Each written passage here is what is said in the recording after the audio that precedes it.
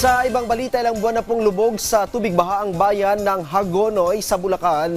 Palpak na flood control projects itinuturong dahilan ng mga residente. Si Isaiah Merafuentes sa detalye. Pagpasok pa lang namin ng Hagonoy, Bulacan, tila mga higanting tricycle agad ang bumungad sa amin. Tanda ito ng matinding baha sa lugar na tila nakasanayan na. Pinasok namin ang mga barangay ng Hagonoy. Bumungad sa amin ang malalim na baha na halos hanggang tuhod. Baha na ilang buwan ng kalbaryo ng mga residente. Nakakasawa na nga sir, laging lubog yung baha. Ano lang, may malilipatan lilipad na kami sa ibang lugar. Maging ang loob ng bahay ni Tatay Nelson, araw-araw may baha. Minsan laging lampas tuhod. Sa loob? Oo, tuhod. Ginagamit lang ng water pump. Kaya wala na silang nagawa kundi sumabay na lang sa agos ng panahon dahil sa tila walang solusyon nilang problema. Pati ang tahimik na simenteryong ito kung saan nakahimlay ang mga namayapa na nakalubog na rin sa malalim na baha. Ang sinisisi ng mga residente ang mga flood control project na tila walang silbi.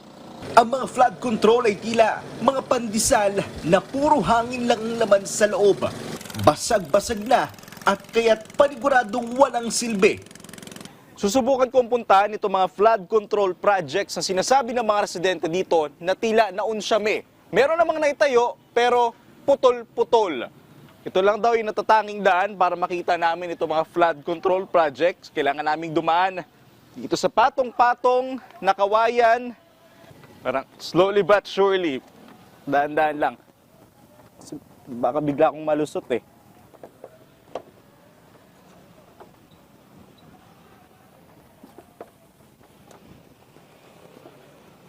Dito pa lang sa pwesto kong to, bumungad agad sa akin. Itong flood wall na to, magsisilbi sana yung harang sa mataas na tubig mula sa ilog.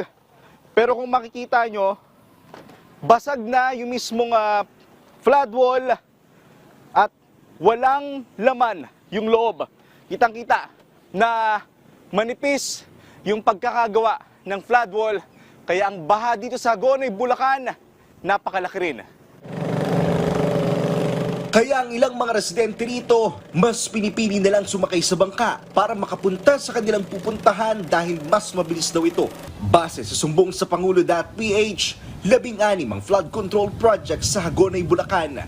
Pero kung titingnan ang sitwasyon sa Hagonoy ngayon, mukhang ang lahat ng ito ay walang pakinabang. O baka nga ang iba, guni-guni lang.